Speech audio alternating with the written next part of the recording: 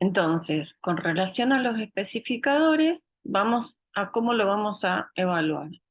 Por un lado, vamos a pensar en relación al que habíamos dicho primero, el nivel de desarrollo adaptativo y el cociente intelectual. Si tenemos el nivel de desarrollo eh, con una escala adaptativa como la escala de Vineland, me va a permitir, fíjense esto que es muy importante para todo lo que vamos a seguir hablando, diferenciar cuál es la edad mental de lenguaje, de autovalimiento, socioadaptativo y motor. Y además, si colabora el chico, podemos tomar un nivel cognitivo que puede incluir el cociente intelectual o el cociente de desarrollo. El cociente intelectual, si podemos tomar una escala de Wechsler, Wipsy, Weiss o Bassi, que muchas veces necesitamos abreviada la de Bassi, y el cociente de desarrollo lo vamos a tomar con una escala para el desarrollo, como puede ser el Leiter, el Bailey, el que ustedes estén acostumbrados. Acá les voy a poner el perfil típico. Este es un primer punto sobre el cual vamos a trabajar. Fíjense, esta es una escala de Vineland, donde tenemos el nivel de lenguaje, que sería el primer rectángulo. En este caso, Mercedes, que tiene 3 años, fíjense que tiene un nivel de lenguaje de 11 meses.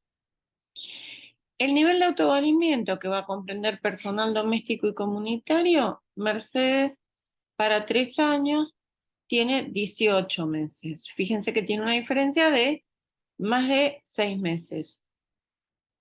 A nivel social se va a manejar como una nena de alrededor de 11 meses.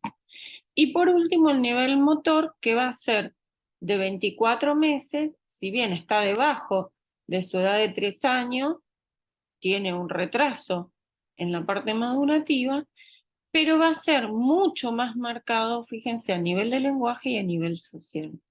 Este perfil es un perfil que llamamos típicamente en Z, donde los puntajes más bajos por edad mental, no por cociente, son de lenguaje y social, y es como bastante típico del autismo.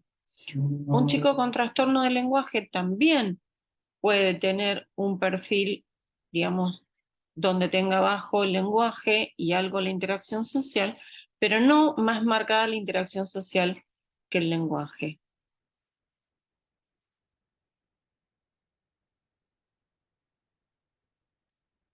Además, podemos hacer una evaluación de los trastornos asociados con evaluaciones ampliadas, ¿no? Ya sea el nivel de lenguaje, siempre es muy importante para diseñar el plan de tratamiento, cómo están los distintos planos del lenguaje, comprensión, expresión, comunicación, por ejemplo, con la escala de Bishop para pragmática, y además, como trastornos asociados, evaluación de la conducta, de la atención, de la memoria, del aprendizaje, de las funciones ejecutivas, de la evaluación sensorial.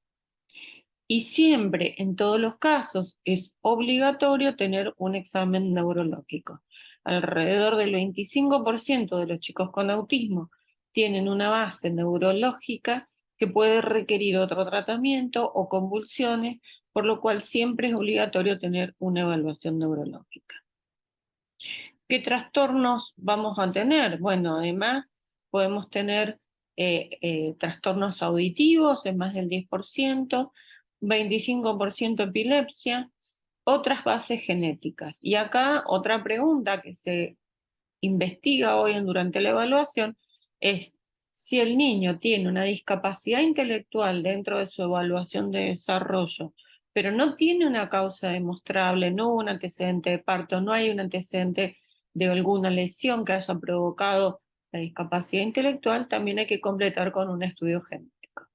Antes se hacía cariotipo, que me permitía, digamos, obtener algunos diagnósticos genéticos, pero hoy es importante, sobre todo en los varones, ampliar al diagnóstico de DNA molecular para frágil X, y si estos son negativos, completar por lo menos con microarray. Hoy ya se habla de microarray y exoma humano, ¿sí? Todo esto lo va a definir el neurólogo junto con aquello que encontró en el examen neurológico. ¿Todos los chicos con autismo requieren resonancia magnética? No, no todos. Laboratorio neurometabólico, no todos. Aquellos que el neurólogo determine profundizar.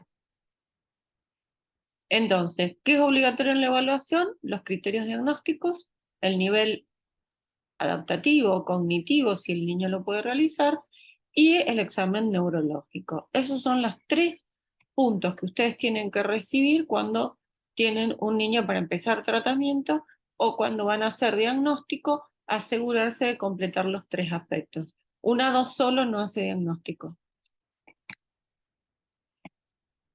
Ahora quisiera trabajar estos conceptos sobre un video para que vayamos puntuando juntos.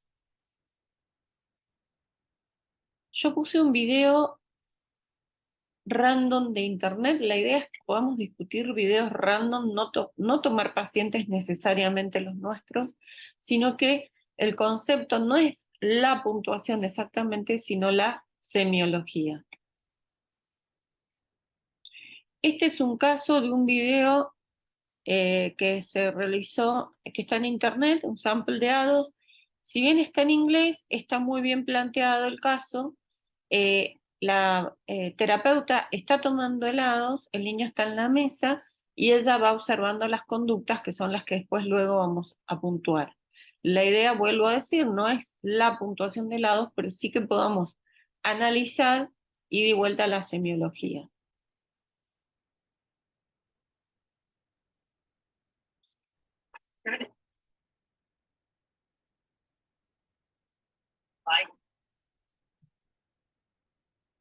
Esta es la parte de juego libre, donde al niño se le dan una serie de juguetes.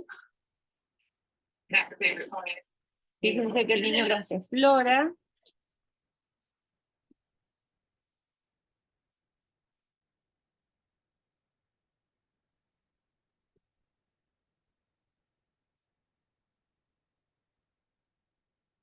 Los que están sentados atrás son los padres. Fíjense que en ningún momento les muestra lo que está haciendo.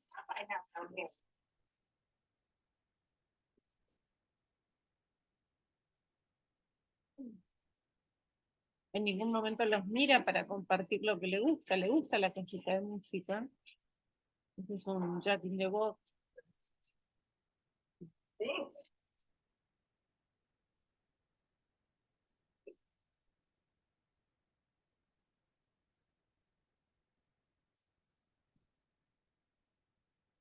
Luego del juego libre, la terapeuta se pone cerca para ver si él comparte algo. Le hace un ruidito, pero no para compartir. Ahí la terapeuta está mal sentada, uno siempre tiene que estar sentado en el costado a 90 grados, para que el niño nos tenga que mirar.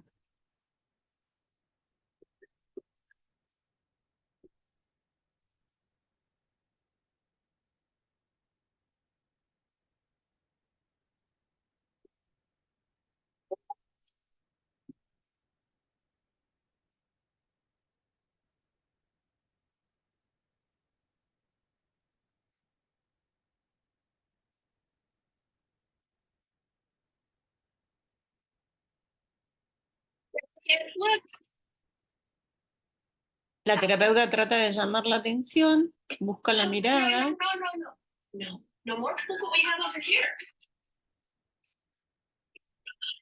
Él le contesta de alguna manera, aunque sea diciéndole que no, pero le contesta.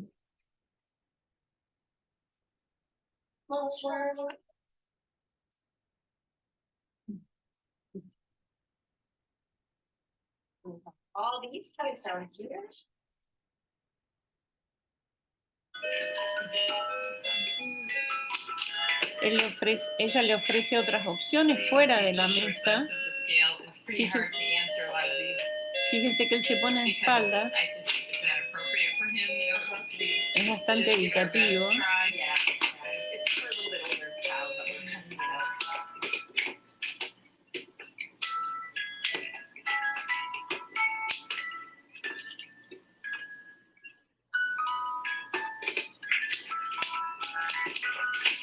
Por ahora no vemos conductas inapropiadas, solamente lo repetitivo.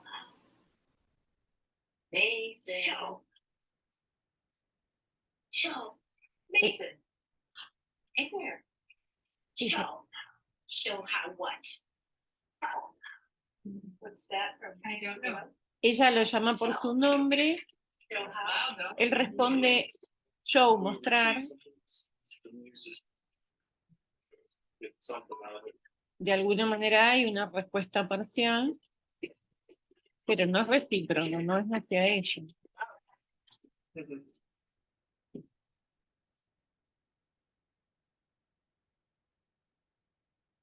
Él se queda pegado con ese juguete mirándolo desde perspectiva.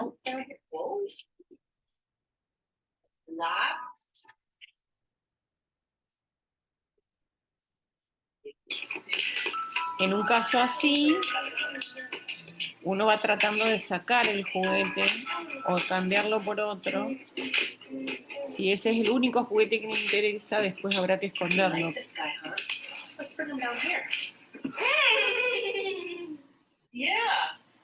Fíjense que tiene una risa bastante como creepy, como que da miedo.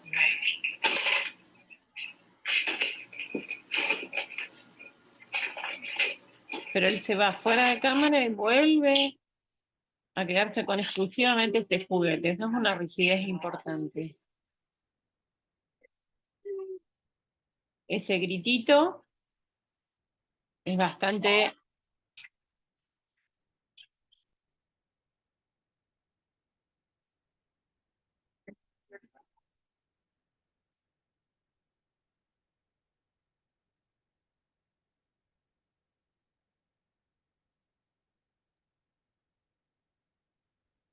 Pretty cool, huh? Like the Jack in the Box. You like the Jack in the Box.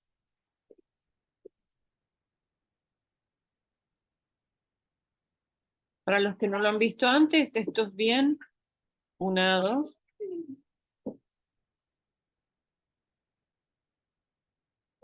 Yo lo que quiero es que pase a la actividad siguiente.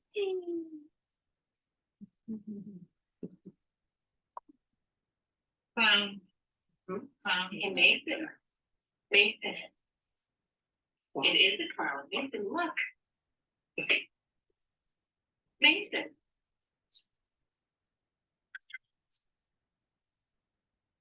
Clown. Mason. Hey, Mason. Look. Ahora le muestra algo. Es un conejito. Es la tercera actividad. Él mira el conejito, pero no la mira a ella. Acusa que está respondiendo. Bye bye, clown. Time to play with the bunny. Por ahora no acepta que le saquen el juguete. En ese caso ustedes no tienen que entrar con un forcejeo, sino tratar de... Ella puso ahí la campera, calculó para que después esconder el juguete. Le dio como miedo el conejito. No. El no es apropiado. Here it goes.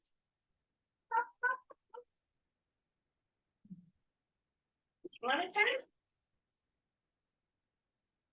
You know what?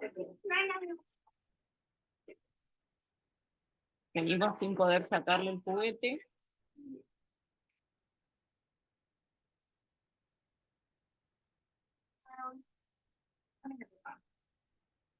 My turn, please. You put it away. Let me have it. Siempre es mejor que pedirle a la madre y no entrar en un forcejeo con el chico.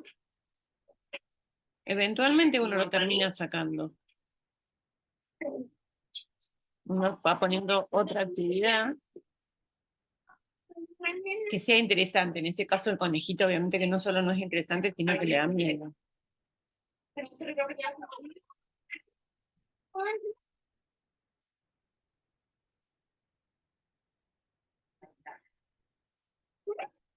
Mason.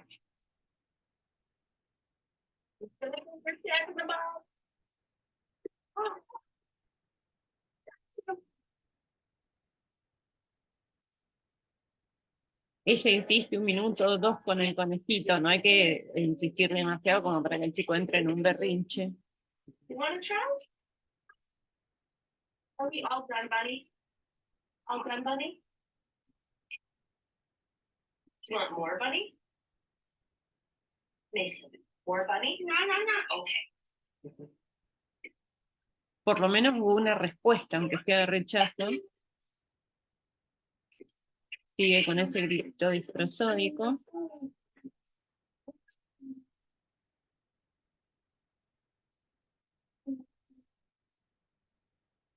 Clean up some of these toys and have something really good.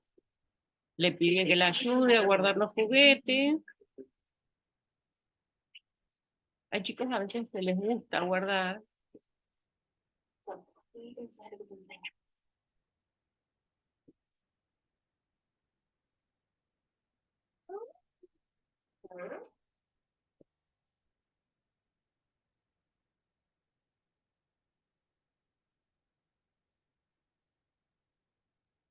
Uh-huh. Hey, Mason.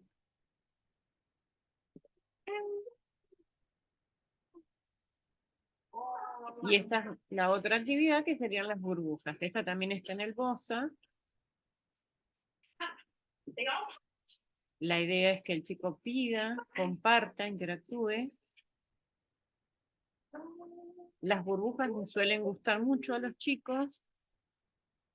En mi experiencia la pistola es muy ruidosa, a veces con un burbujero menos violento.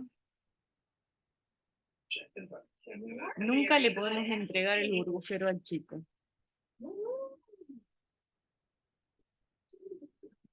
La pistola sí, el burbujero sí, pero no el frasquito.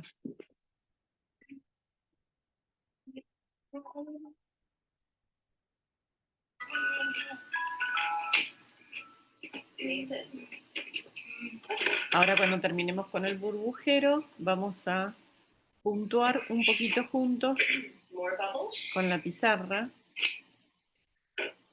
Yo les voy a poner la hoja de puntuación, no para que aprendan a tomar a dos, sino para que hagamos la semiología juntos, para que ustedes puedan pensar qué aspectos observaron.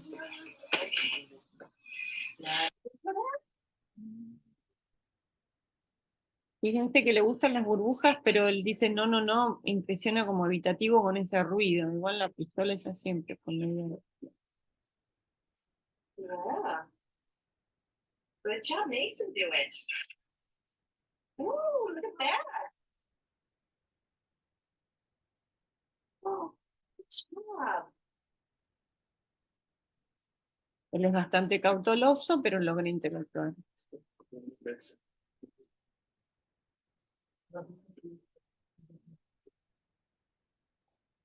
Fíjense que el A2 dura unos 30 a 45 minutos, el BOSA 15. Fíjense cómo ya en 3 actividades tenemos un montón de elementos para observar al chico. En realidad 4 actividades porque el nombre es una actividad más.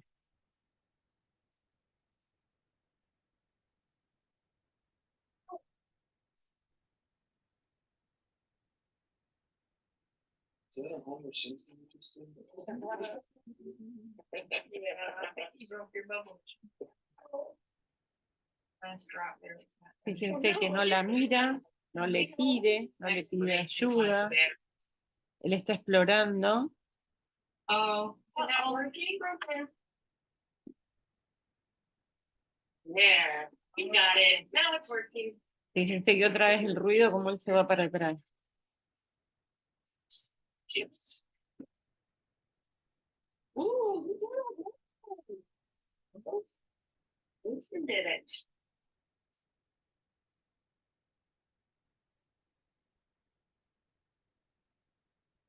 Big bubble. Vamos a parar acá. Y vamos a ir a la codificación. Bueno, esta es la codificación del módulo 1 de lados, donde lo que yo quiero tomar no es dedicarse exactamente a la codificación, sino para que ustedes vean, digamos, qué elementos usó ella para observar. En el módulo 1, fíjense que por un lado, en relación a la comunicación, el primer punto es el ítem A2, que es el que me va a definir cuál es el nivel o el módulo de A2 que yo voy a elegir. En este caso, vamos a tener pocas palabras, con lo cual pocas palabras aisladas está bien para un módulo 1. El siguiente ítem es señalar. En líneas generales, vuelvo a decir,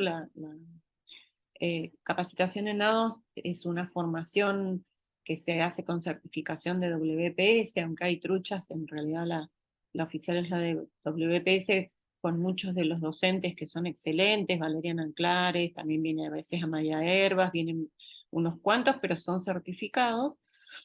La idea no es que ustedes hagan con esto una codificación de lados, pero si ya la hicieron, para poder decirlo en líneas generales, si señala cuando la terapeuta le dice, mira lo que está ahí, está el conejito, si el chico señala y mira a la terapeuta con un señalamiento conjunto, sería un 0.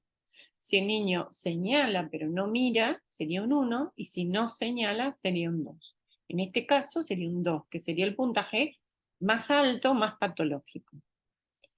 En el caso de los gestos, ¿qué gestos usó este chico durante la interacción?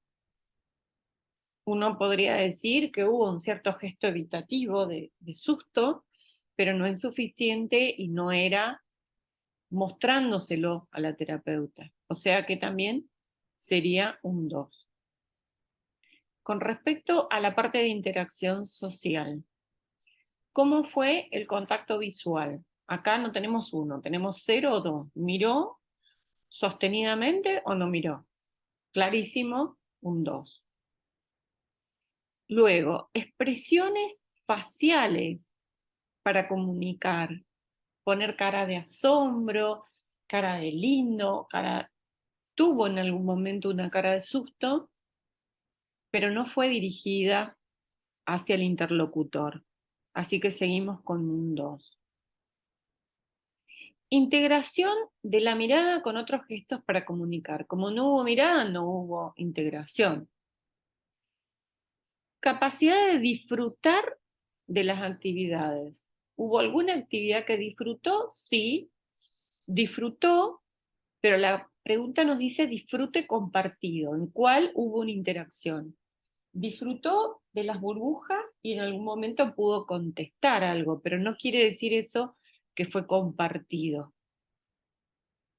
Ítem mostrar, ¿mostró algo para compartir? ¿Le mostró las burbujas a los padres? ¿Le mostró Jack in the Box a los padres? Nunca, nunca de nunca, eso es un 2. O sea que es mucho más importante en la observación nuestra, que estemos todo el tiempo viendo la capacidad del chico de comentar, de compartir, de mostrar, de establecer un ida y vuelta, es mucho más importante eso que el lenguaje, que haga las actividades, que pueda completar las actividades. Hay chicos que a lo mejor son súper hiperactivos, no completan las actividades, pero yo le tiro un globo, me lo devuelve, le tiro un globo, me lo devuelve, y después sale corriendo. Pero esa vez que me lo devuelve, me mira, disfruta, comparte. Entonces, no es tanto que complete la actividad, a veces los padres se angustian mucho que el chico no haga la actividad, sino posibilidad de interactuar en forma recíproca. Entonces, a medida que vayamos viendo los distintos módulos, vamos a poder ver cada vez más ítems. Yo voy a dejar acá en mostrar para ver en los módulos siguientes otras formas u otros casos, pero si ustedes se fijan en este chico, todo lo que tiene que ver con la afectación social ya no le da ni siquiera de forma leve, es todo severo, severo, severo, severo, ¿sí? Entonces, cuando yo tenga la puntuación, fíjense que cada ítem son 2 puntos, o sea que yo con 8 ítems positivos ya tengo 16 puntos rápidamente, voy a tener rápidamente en este chico las conductas. Si yo avanzo un poquito más, en cuanto a comportamientos restringidos, no tuvo grandes aleteos, pero sí esa rigidez que él no puede sacar durante una o dos actividades el objeto que él eligió, ya eso es un 2 en cuanto a intereses restringidos.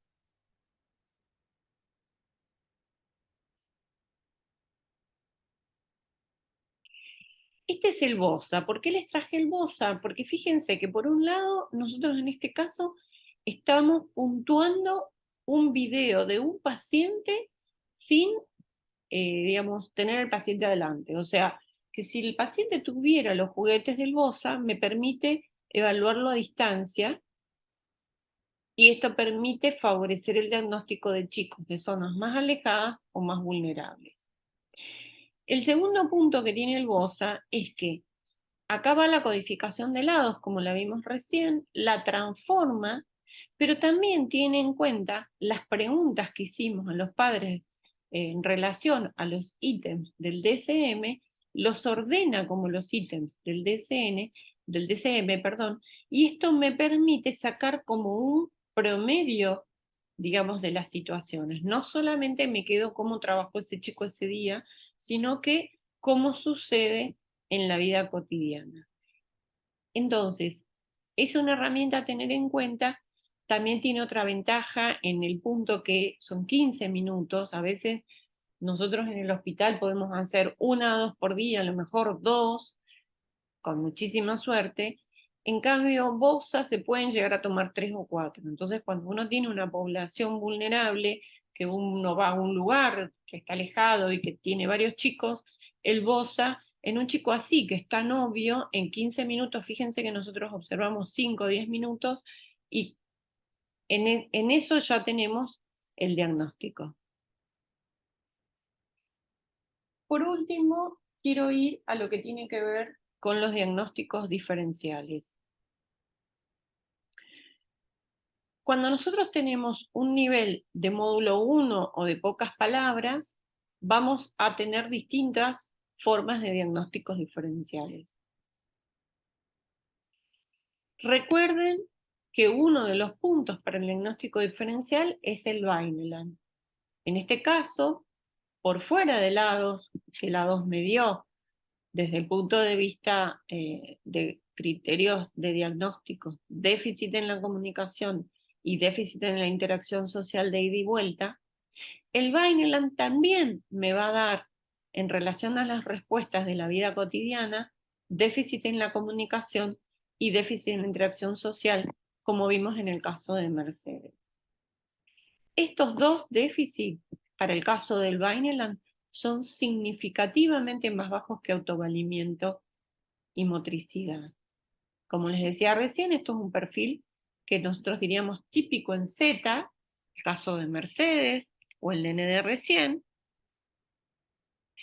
pero helados, fíjense que acabamos de tomar helados, no nos permitió diferenciar si ese niño no nos contestaba porque tenía mayor dificultad en comunicación e interacción social o porque tenía un retraso global y no comprendía la situación. Nosotros con helados eso no lo podemos saber.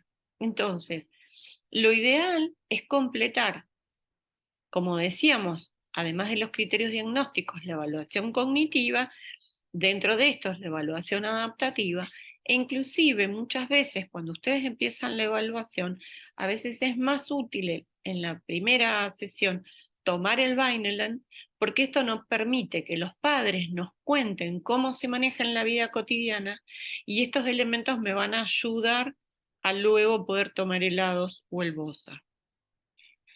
Entonces, si nosotros lo llevamos al punto del diagnóstico diferencial, acá les muestro cuáles trastornos del desarrollo y trastornos mentales tienen déficit en la comunicación social. Y acá voy a un punto general que lo vamos a ver en todos los modos. Me voy a ir hasta el más lejos.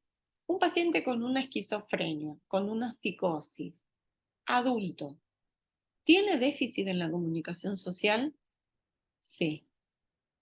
Un paciente con un trastorno border de la personalidad, ¿tiene facilidad para tener amigos? No. Entonces, muchas veces a mí me llega el paciente porque no se puede hacer amigos. Y los padres me dicen no se puede hacer amigos, no se relacionan. Pero la comunicación social es una de las dificultades más frecuentes en todos los trastornos mentales, porque un paciente con un trastorno obsesivo no tiene amigos, le cuesta tener amigos, porque es obsesivo, es rígido, se pelea con todo el mundo. Y eso no lo hace autista. Pero si yo le tomo una dos y de repente tiene una mala interacción y tiene conductas obsesivas, puede parecer autista. Y a mí alguien me va a defender, me va a decir es autista porque tiene una dificultad en la comunicación social. Pero esto es una de las cosas que queremos separar en el diagnóstico diferencial. Las dificultades en comunicación social no son exclusivas del autismo. En el autismo son más marcadas que en el resto de las habilidades. Pero una persona con tener dificultades de comunicación social y conductas restringidas, eso no es suficiente para decir que tiene autismo. Ni siquiera para decir que tiene conductas autistas. Nosotros podemos decir que tiene déficit en la comunicación social. Entonces, diagnósticos diferenciales. Retrasos del desarrollo y discapacidad intelectual tienen déficit en la comunicación social. Los trastornos del lenguaje también. Hay un diagnóstico que es el trastorno justamente de comunicación social, que es un subtipo de trastorno del lenguaje que tiene muchas dificultades para relacionarse porque le falta la herramienta. El mutismo selectivo tiene déficit en la comunicación social, porque cuando está en un ambiente social no comunica, pero eso no lo hace autista. El autismo se define por la falta de la teoría de la mente, de la capacidad de leer al otro. El niño o la niña con mutismo selectivo tiene un hiperalerta sobre el ambiente. Todos los trastornos de la ansiedad tienen un registro sobre el ambiente muy importante. Entonces no son autistas porque registran el ambiente, conocen el ambiente, pero tienen miedo. Eso no los hace autistas. Hay formas de epilepsia que las vamos a ver después, como el síndrome de Landau-Kleffner o la punta onda continua en sueño, donde hay descargas epilépticas en las zonas del lenguaje que producen o llevan a una pérdida de la comprensión del lenguaje. Entonces el niño se levanta un día, no entiende más el lenguaje que están hablando y eso lo hace entrar en una situación de pánico, con lo cual se frena, pero eso no lo hace autista.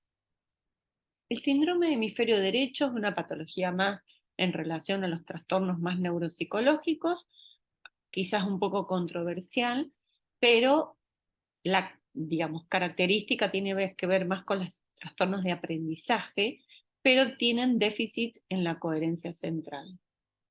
Y ahora sí me voy a ir a la otra columna que tiene que ver con los trastornos mentales, como les decía recién, la psicosis, los trastornos de personalidad como el trastorno esquizoide, el trastorno esquizotípico, tienen déficit en la comunicación social, pero no es por eso que son autistas. El trastorno de apego, en esta idea es muy importante que lo pensemos, fue un clásico del psicoanálisis considerarlo como una psicosis simbiótica, y en realidad niños en situación de abandono que desarrollan un trastorno de apego tienen una interacción social mala, ya sea indiferenciada o evitativa, pero vuelvo otra vez, no es que no tienen teoría de la mente, no es que no registren al otro, sino que no tienen las pautas para manejarse con el otro a partir de esa situación de abandono. Lo mismo que los trastornos reactivos de conducta.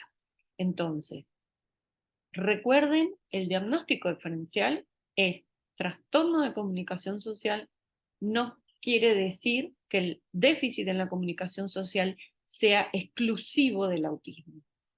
El A2 me da déficit en la comunicación social, pero ese déficit me va a dar positivo en todas estas patologías y no quiere decir que el paciente tenga autismo. Entonces, dicho esto, para que no sufran con el diagnóstico diferencial, hoy voy a poner dos ejemplos súper simples que me van a permitir pensar en el diagnóstico diferencial. Este es Joaquín. Joaquín tiene 4 años. Fíjense que en la primera sesión, además de la anamnesis, le tomamos una escala de Vineland. En la escala de Vineland tiene una edad de lenguaje, una edad mental de 11 meses. Tanto para la expresión, no habla, fíjense que tiene 4 años y no tiene palabras aisladas, pero tampoco comprende. Entonces, los padres me van a manifestar que no dice palabras o más que palabras aisladas, pero tampoco comprende palabras aisladas. Entonces, si yo le digo, ¿querés jugo o leche? Y no se los muestro, no sabe la diferencia entre jugo y leche, es como si se lo estuviera diciendo en inglés. Entonces, acá están afectadas las dos vertientes del lenguaje, tanto la expresión como la comprensión, con lo cual se va a afectar la comunicación. Va a tener una diferencia significativa con respecto a su autovalimiento. Perdón, Joaquín tenía 2 años, no 4, estoy macaneando, tenía exactamente 2 años, tiene un nivel de autovalimiento de casi 2 años, un nivel social de alrededor de 1 año y medio y un nivel de motricidad de 2 años alrededor de lo que es su edad cronológica, ¿sí? Entonces, lo que tiene claramente desfasado Joaquín acá es el lenguaje. Si yo le tomo un A2, quizás no comprende y me da un perfil de A2 positivo. Pero acá el diagnóstico diferencial me ayuda muchísimo la escala de Vineland. Nosotros, el déficit que tenemos en la escala de Vineland significativo para Joaquín es el déficit del lenguaje. No es el perfil en Z, sino es que el punto bajo es el lenguaje. Con lo cual, estamos hablando de un trastorno del lenguaje. En los trastornos del lenguaje, más del 50% de los chicos, especialmente si hay un déficit mixto, es decir, no solo en la expresión, sino también en la comprensión, más del 50% tienen conductas dificultades conductuales, conductas de rigidez, conductas obsesivas, conductas de hiperactividad con dificultades atencionales, tienen muy poco tiempo para prestarme atención. Entonces, si yo en ese poquito tiempo hago una burbuja y logro un ida y vuelta, hago una pelota y logro un ida y vuelta, el chico, aunque no tenga lenguaje, tiene reciprocidad. Breve, pero tiene reciprocidad. Entonces, el Vineland me permite ese diagnóstico diferencial, aunque el lado a veces me puede dar positivo. Un trabajo que publicó la doctora Verónica Maggio, que ella tiene una serie en YouTube, yo les puse ahí el link de Ahora hablan los niños, que es la parte donde hay varios ejemplos de niños con trastornos del lenguaje, pero ella tiene una serie donde invita a varios profesionales que hablen de distintos aspectos de trastorno del lenguaje, y ella publica un trabajo alrededor de 100 niños, donde 100 niños con trastornos del lenguaje, ¿dónde? En realidad la forma mixta es la más frecuente, 80%, pero además más del 50% de los niños tienen trastornos de conducta y más del 80% en aquellos que también tienen déficit en la comprensión. Hay un segundo trabajo, que no recuerdo si lo llegó a publicar o no, donde lo que se ve en la evolución de estos chicos, yo seguí muchos de ellos personalmente, es que al mejorar el lenguaje, mejora la conducta. Uno puede necesitar los dos tratamientos, pero mejorando el lenguaje, mejora la conducta y claramente se ve que el niño no tenía autismo. Este es un diagnóstico diferencial súper importante para el módulo 1 y es el que siempre nos hace pisar el palito. Siempre busquen la reciprocidad. Y el otro diagnóstico diferencial que quiero tomar hoy, que es importante en los niños pequeños, es el retraso global del desarrollo. Acá les pongo el ejemplo. Una forma, de la más frecuente en los varones, es el síndrome de Frágil X. Es la causa más frecuente de discapacidad intelectual hereditaria en varones, y se produce porque al niño le falta parte del cromosoma X, parte del brazo largo del cromosoma X. Con lo cual hoy se están usando terapias para recuperar ese funcionamiento que no tenemos. Tienen formas características del larguirucho, altos, de cabeza grande, de orejas grandes, amplias, como el muchachito de la foto, que no es un niño pequeño, pero nosotros podemos llegar a tomar en un niño con retraso en módulo 1. Tiene otras dismorfias corporales, como el tejido conectivo, con una discapacidad variable, un retraso global del desarrollo, que en general es moderado, puede ser más o menos. Pero fíjense que estos chicos tienen retraso del desarrollo con mayor compromiso del lenguaje mixto. Por otro lado, tienen estereotipias: aleteo, conductas repetitivas, evitación de la mirada. Con lo cual, muchos de ellos son diagnosticados como autistas, pero no son autistas. Son niños que lo que les falta es el lenguaje, pero tienen intención comunicativa. Además, muchos de ellos tienen hiperactividad con déficit de atención, con lo cual sus interacciones son muy breves.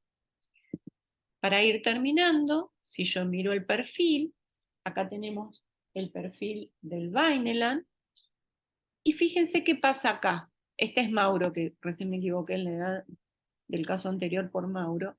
Fíjense que Mauro tiene 4 años, con un síndrome de Frágil X, tiene todo bajo, tiene una edad mental de lenguaje para 4 años de 13 meses, de autovalimiento de 12 meses, social de 11 meses y motor de 14 meses.